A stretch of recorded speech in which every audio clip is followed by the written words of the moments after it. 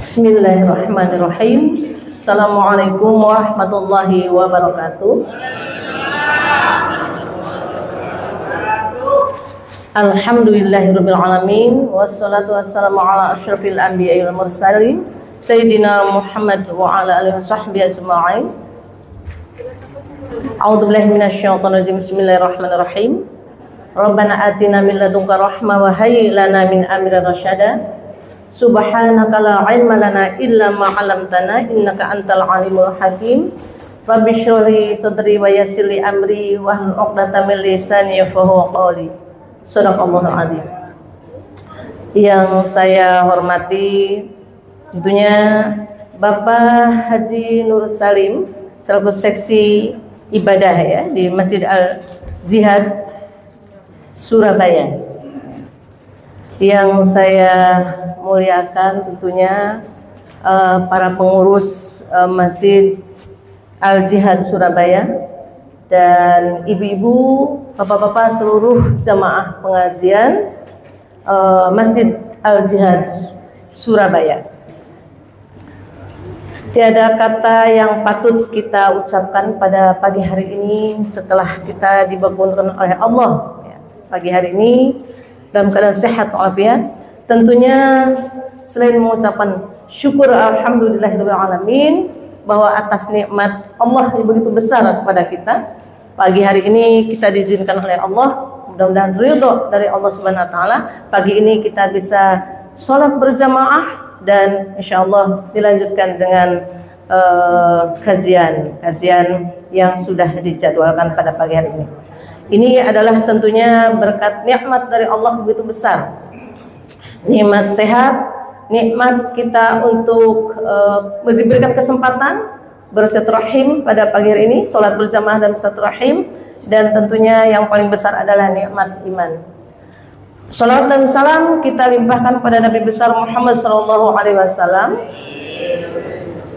Mudah-mudahan kita selalu istiqomah untuk senantiasa mencontoh, mentoladani beliau dari tutur kata dan perbuatan, dan mudah-mudahan insya Allah kita mendapatkan syafaat di hari akhir nanti. Amin ya rabbal alamin. Bapak dengan Ibu dalam kesempatan ini, terima kasih saya sudah diberikan kesempatan. Meskipun saya berat hati ini Pak. Kenapa? Berat hatinya karena di sini saya menyadari banyak para alim, ulama ya, kiai, ustazah, nyai. Tetapi kemarin ini perlu kami sampaikan, memang kami di sini baru tanggal 25 Juni ya. 25 Juni kami menempati tempat ini di depan masjid ini, menggantikan yang dahulu sebelumnya adalah Pak Rusman Malapi. Diberikan amanah kami di sini untuk bertugas di Pengadilan Tinggi Agama Surabaya. Mudah-mudahan saya bisa berada di sini, bisa bersama-sama dengan Bapak dan Ibu, dan mudah-mudahan kami bisa insya Allah bersilaturahim ini bernilai ibadah untuk kita semua. Bapak dengan Ibu, mungkin dalam kesempatan ini ada beberapa hal yang tadi sudah disampaikan oleh Bapak Kiai Haji Nur Salim ya, yang sebelumnya mungkin saya ikut juga ya, ikut materi-materi yang sudah disampaikan mengenai agama syariah dan lain-lain sebagainya.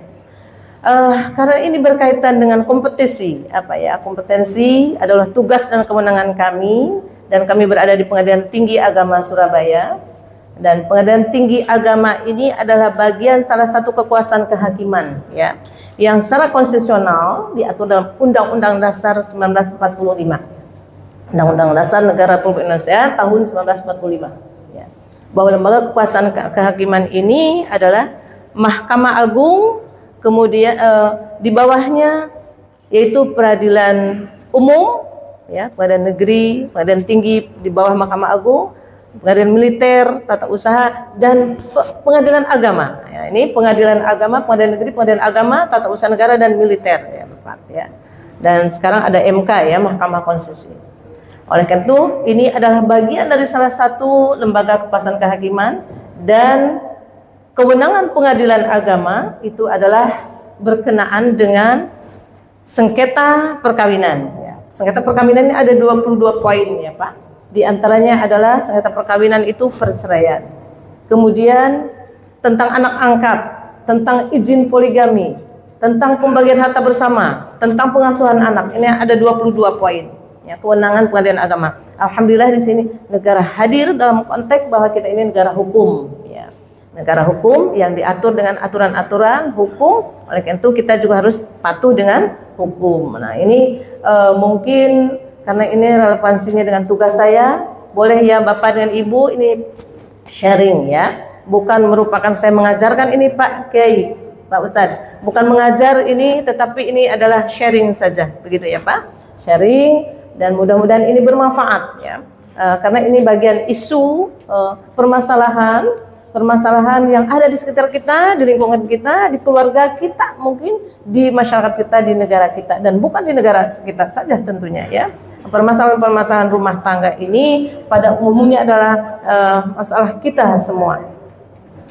Tadi disebutkan bahwa ini adalah penguatan keluarga yang utuh ya, tangguh. Saya berikan judulnya ini adalah tema peran membangun keluarga tangguh dalam perspektif Islam ya. Peran pengadilan agama dalam resolusi konflik. Ini materi ini saya tidak rubah Pak, karena kemarin-kemarin saya memberikan materi dan berdampingan bersama dengan psikolog, dan ini juga berkaitan dengan psikolog juga ya Pak ya. Bagaimana menyelesaikan konflik-konflik rumah tangga dari aspek mungkin masalah anak ya, masalah suami istri, lingkungan dan lain-lain. Ini kita hadirkan kemarin itu psikolog ya. Tetapi kami Zoom ya. Oleh itu perlu kami ketahui ini Bapak dengan Ibu, kami ini Pengadilan Tinggi Agama seluruh Indonesia 34 satker ya, seluruh Indonesia. Ini data yang kami ambil secara nasional dari Direktorat Jenderal Peradilan Agama, bahwa sepanjang tahun 2024 ini saya tidak spesifik pada Surabaya ya. Surabaya juga banyak sekitar yang tahun kemarin 2024 ini 115 kasus, tapi variasi ya, bukan masalah perceraian saja. Untuk tahun 2024 ini jumlah perceraian di Indonesia ya, tercatat 463.000 kasus, 961 kasus. Begitu banyak ya Pak.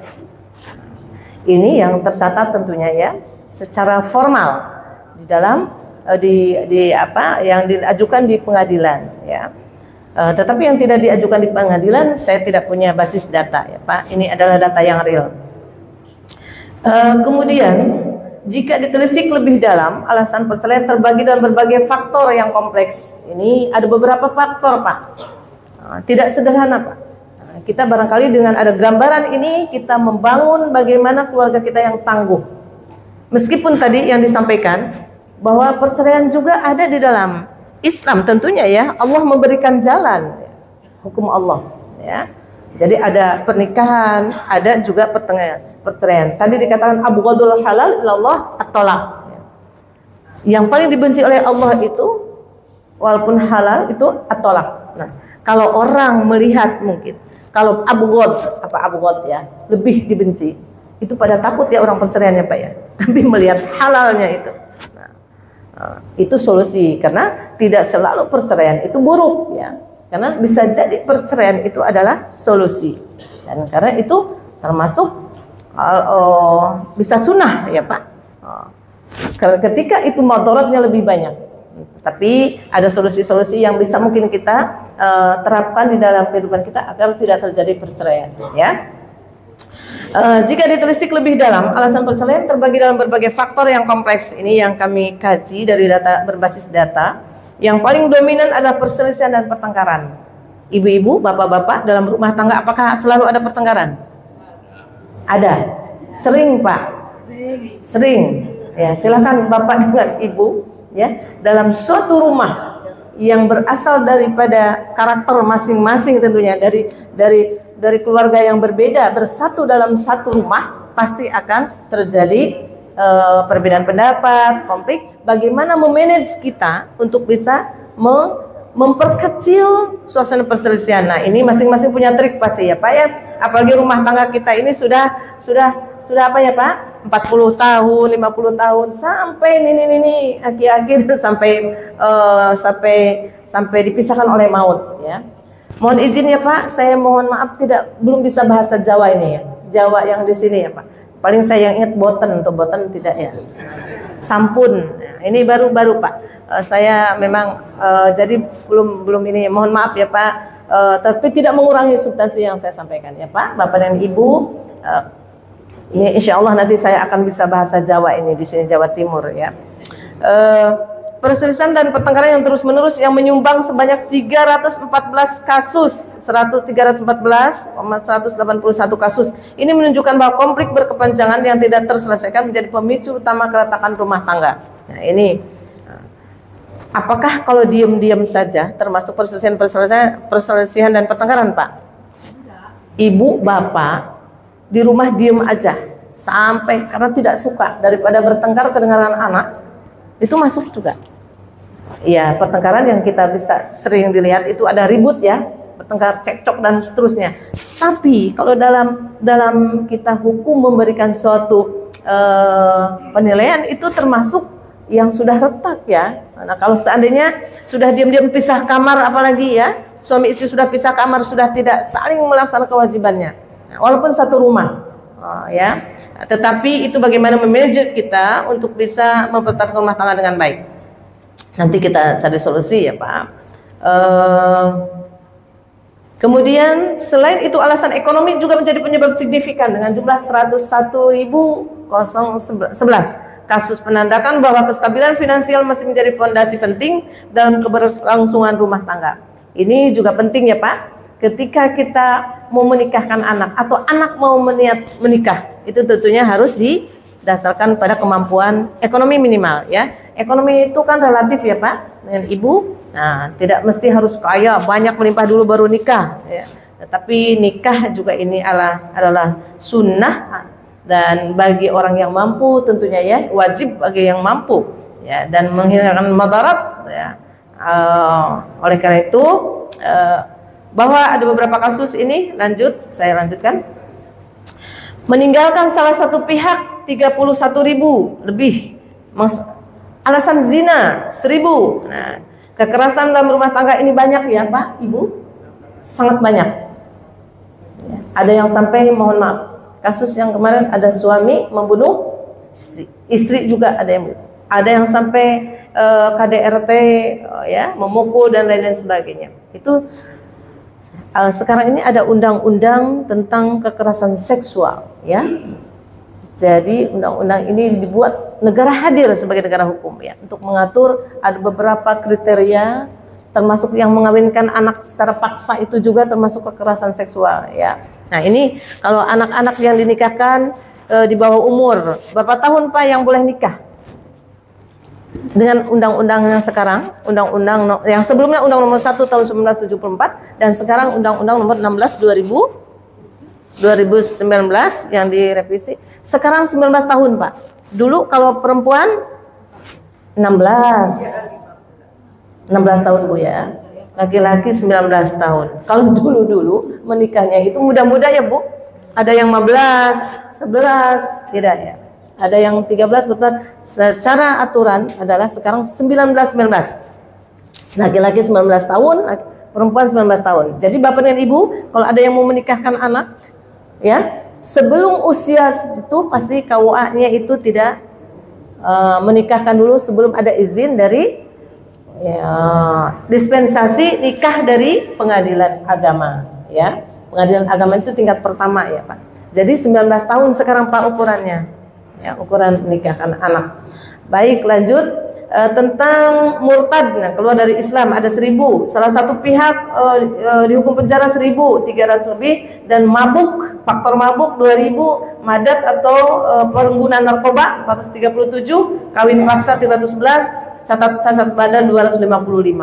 Nah, dengan tingginya angka perceraian di Indonesia dengan berbagai faktor, maka penting untuk mendiskusikan bagaimana upaya untuk mewujudkan keluarga yang tangguh, bagaimana nilai-nilai sakinah mawaddah warahmah dipraktekkan dalam keluarga muslim modern sekarang ini.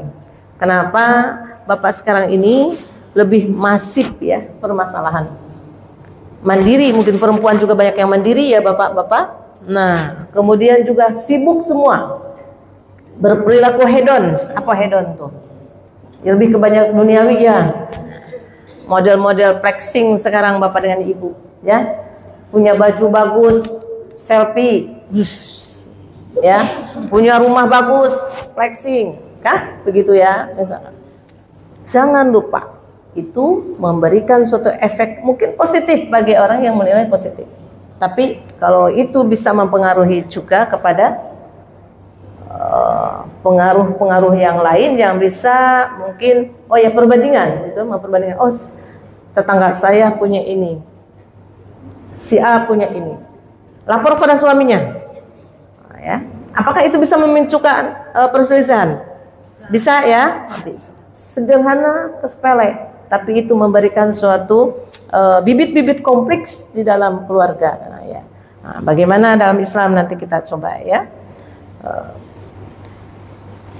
Dengan tingginya angka persen di Indonesia dengan berbagai faktor, maka penting bagaimana Islam ya yang memberikan suatu landasan teologisnya yang dasarnya ya. Di dalam surat Ar-Rum ayat 21, nah, tadi ada beberapa faktor. Bismillahirrahmanirrahim. Wa min ayatihi an khalaqalakum min anfusikum azwajan litaskunu ilaiha wa ja'ala bainakum mawaddatan wa rahmah. Inna fi dzalika laayatin liqaumin yatafakkarun.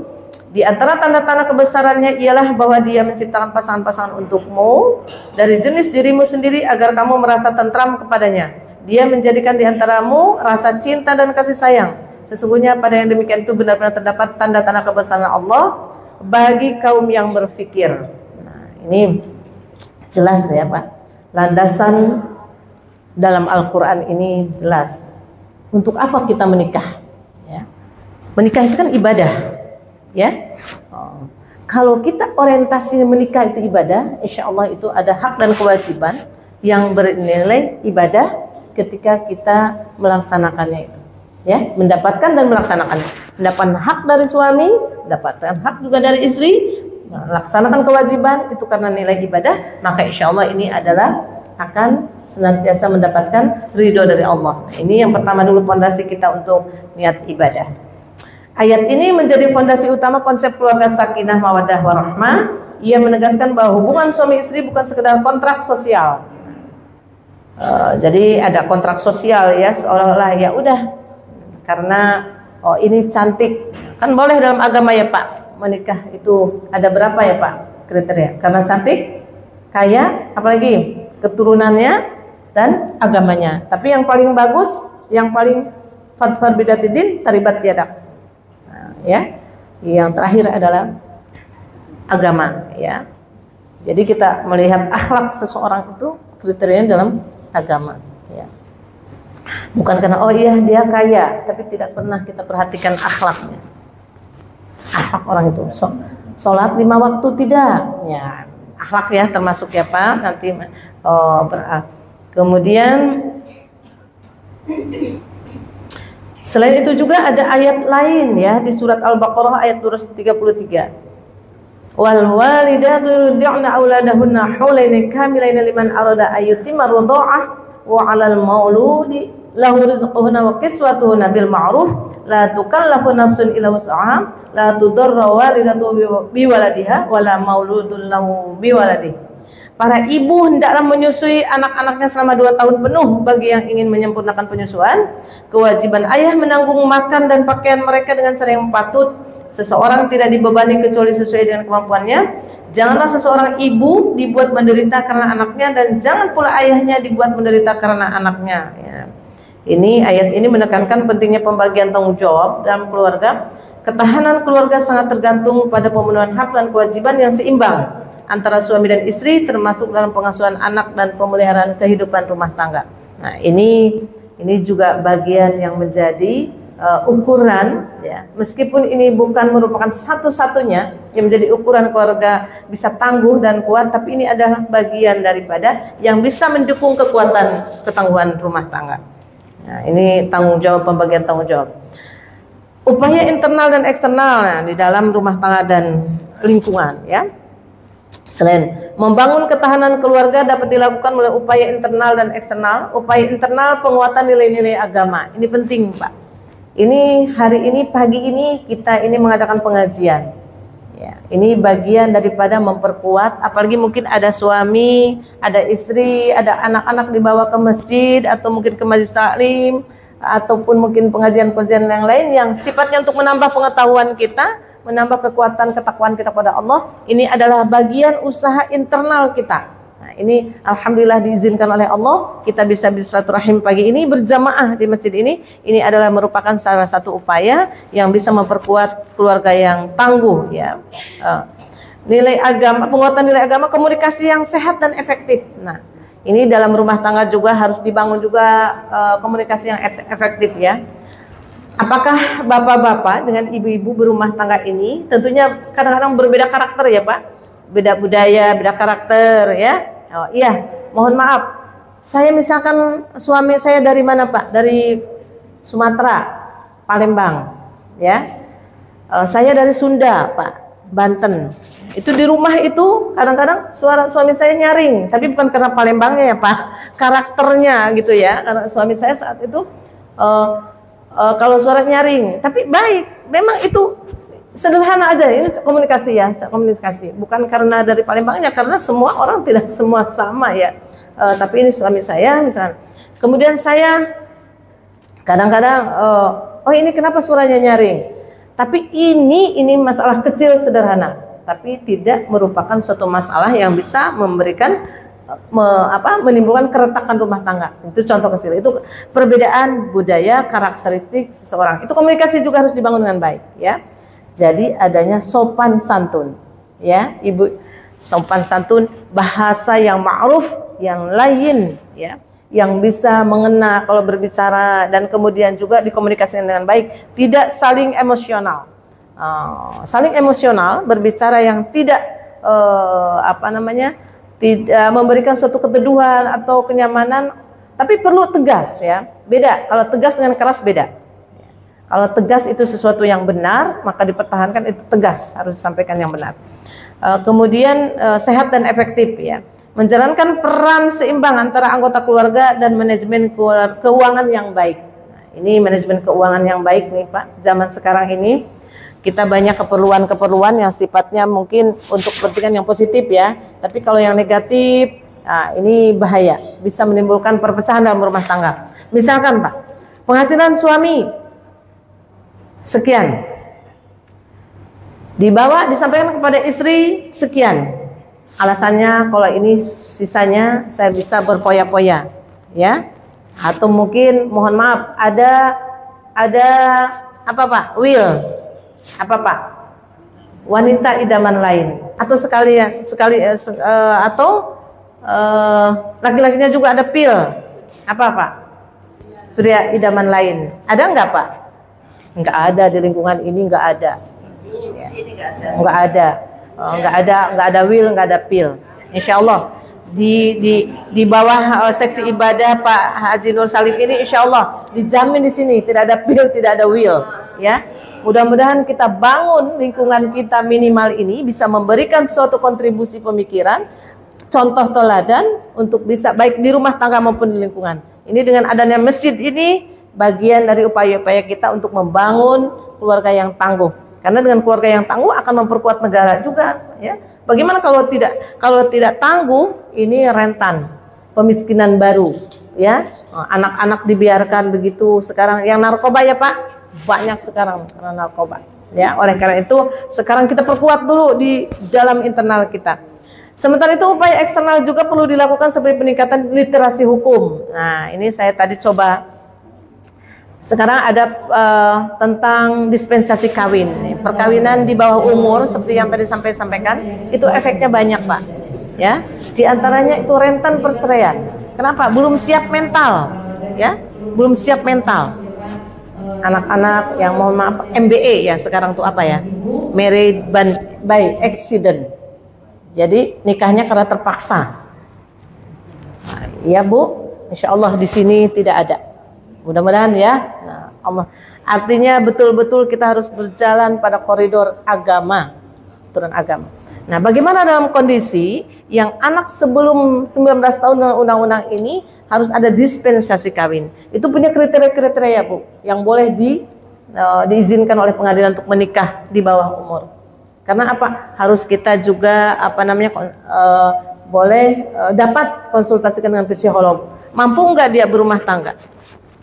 Ya, kalau tidak mampu itu membuat nanti psikologisnya juga akan terganggu. Karena apa? Dia belum mampu untuk menjadi seorang ibu, atau bapak juga belum mampu menjadi seorang suami yang bisa bertanggung jawab terhadap keluarganya, mendidik anak dan lain-lain sebagainya. Nah, ini juga perlu kita sampaikan. Nah, itu literasi hukum ya Pak. Oh iya, ada aturan negara nih. Tidak boleh kita menikahkan di bawah umur yang belum sesuai dengan aturan negara juga. Karena apa? Perkawinan harus dicatat ya kan Pak. Nah, kalau tidak tercatat dan dalam ketentuan kita tidak mempunyai kekuatan hukum, ya. Makanya itu ada yang nikah tanpa izin poligami dari pengadilan, anak-anaknya ketika mau mendapatkan akte kelahiran, ya bisa saja kepada ibunya, karena bapaknya itu kan suaminya yang lain, ya. Jadi harus resmi, harus formal melalui pengadilan agama, ya.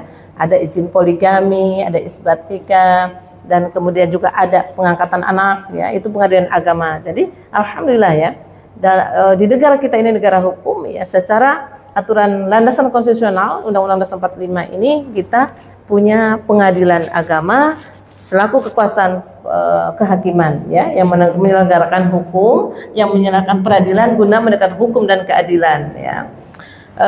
Peningkatan literasi hukum, layanan konseling, rancangan konseling, ya, dan bimbingan keluarga, sinergi antar lembaga, dan optimalisasi fungsi peradilan agama. Nah, ini bisa nanti kerjasama dengan misalkan KUA, ya, sebelum menikahkan itu pasti nasehatin, ya, nasehatin pasangan pengantin. Penguatan nilai agama.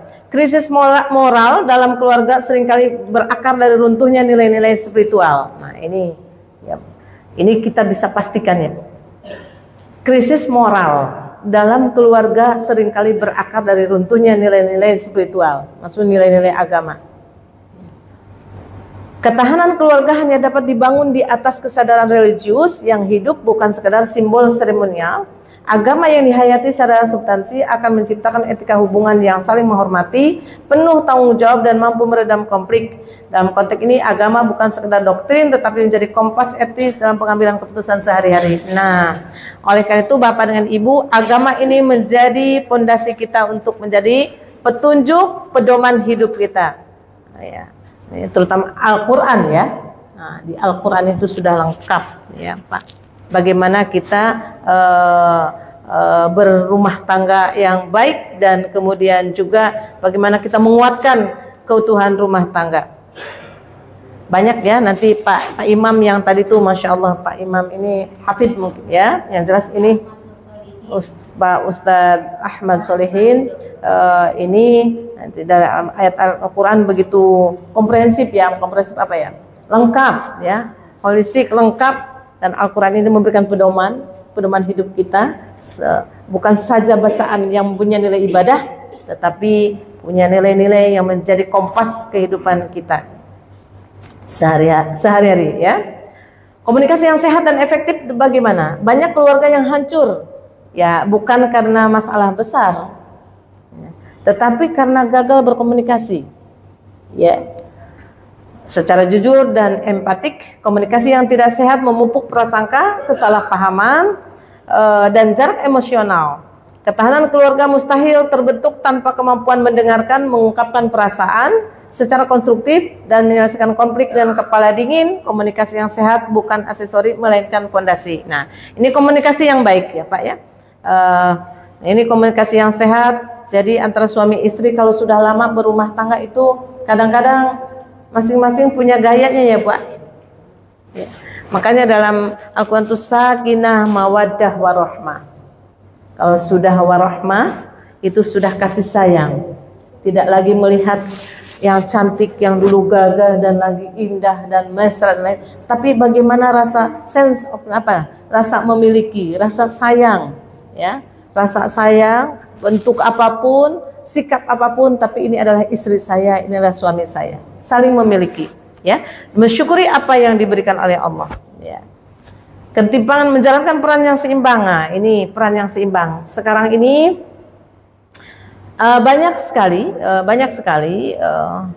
mungkin perempuan seorang istri yang mandiri, ya, bukan karena mandiri itu ingin mandiri, bukan tidak berorientasi kepada ibadah, ya, tapi itu tergantung kepada masing-masing, ya. Tapi pada prinsipnya kalau kembali kepada awal bahwa nikah itu ibadah, maka seorang istri atau suami mencari nafkah itu adalah untuk ibadah. Seorang istri juga mencari nafkah itu untuk ibadah, untuk memenuhi kebutuhan keluarga. Meskipun untuk kewajibannya adalah suami juga berkewajiban, itu lebih berkewajiban, ya, daripada istri.